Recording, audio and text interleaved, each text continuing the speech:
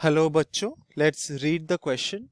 The question says assertion a point charge Qn is kept outside a solid metallic sphere. The electric field inside the sphere is zero. Reason induced charges does not contribute to electric field or potential at a given point. तो इस question को solve करने के लिए हम जो की concept use करेंगे वो ये होगा कि अगर हमारे पास एक कंडक्टर है और ये कंडक्टर एक रीजन ऑफ इलेक्ट्रिक फील्ड में एग्जिस्ट करता है, एक एक्सटर्नल इलेक्ट्रिक फील्ड के रीजन में अगर हमारा कंडक्टर एग्जिस्ट करता है, देन जो इलेक्ट्रिक फील्ड है ये क्या करेगा, ये हमारे कंडक्टर को पोलराइज करेगा। तो इस कॉन्सेप्ट को, पोलराइजेशन के कॉन्सेप्ट को हम यूज करेंगे to provide the given solution. तो पहले हम असर्शन स्टेटमेंट देखते हैं जिसमें कहा गया कि हमारे पास एक सॉलिड मेटालिक स्फीयर है। तो हम अज्यूम करते हैं कि ये जो है हमारा रिप्रेजेंट करता है एक सॉलिड मेटालिक स्फीयर को, और हमें कहा गया है कि इस सॉलिड मेटालिक स्फीयर के बाहर हमारे पास एक चार्ज है Q1। ठीक है, तो हम अज्यूम करते हैं कि Qn चार्ज जो है वो है नेगेटिव इन नेचर। तो अगर एक चार्ज हमारा नेगेटिव इन नेचर है तो उसके वजह से जो इलेक्ट्रिक फील्ड होगा वो इलेक्ट्रिक फील्ड क्या होगा, it will be directed towards the charge. तो इलेक्ट्रिक फील्ड कुछ इस तरह से एग्जिस्ट करेंगे।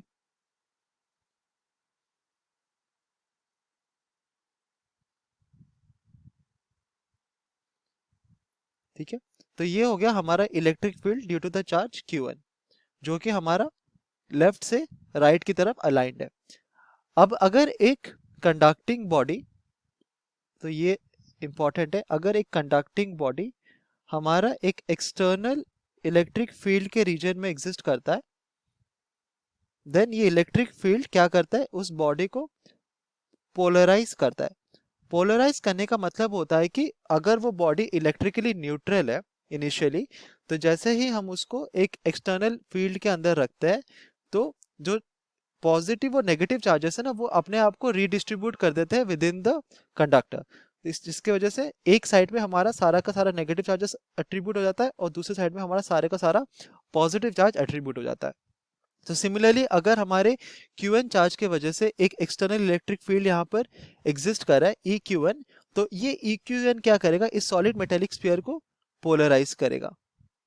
तो पोलराइज करने से क्या होता है, हमारा जो नेगेटिव चार्जेस है वो टुवर्ड्स द लेफ्ट हैंड ऐसे डिस्ट्रीब्यूट हो जाएंगे और राइट हैंड साइड में हमारा पॉजिटिव चार्ज ऐसे डिस्ट्रीब्यूट हो जाएगा।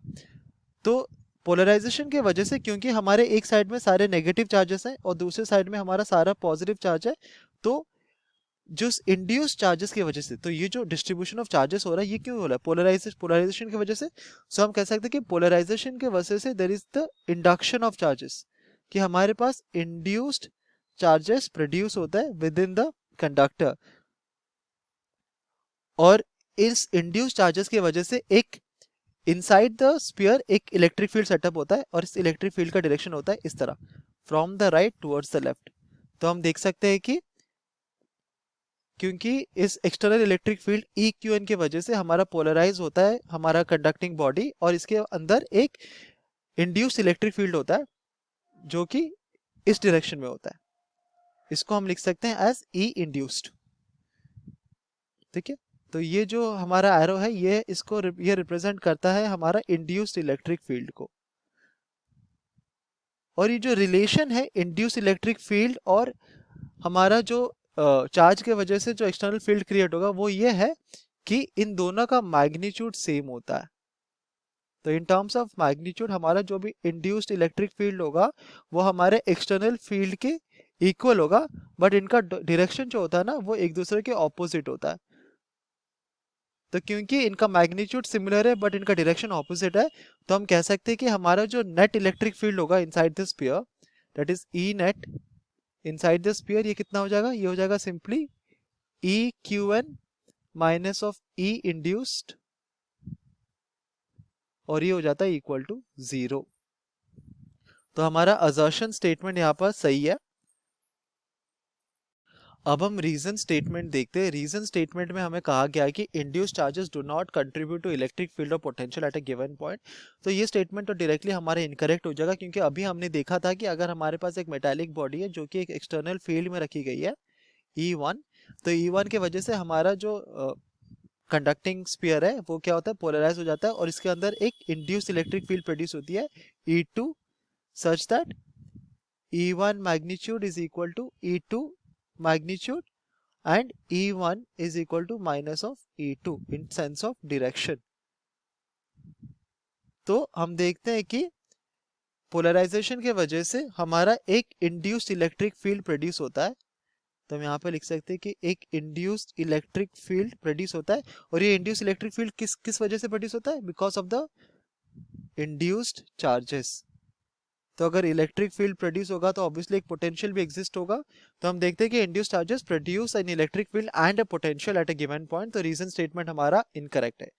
सो फाइनल आंसर हमारा होता है assertion statement is correct, reason statement is incorrect or false in nature. So option C is the correct option here.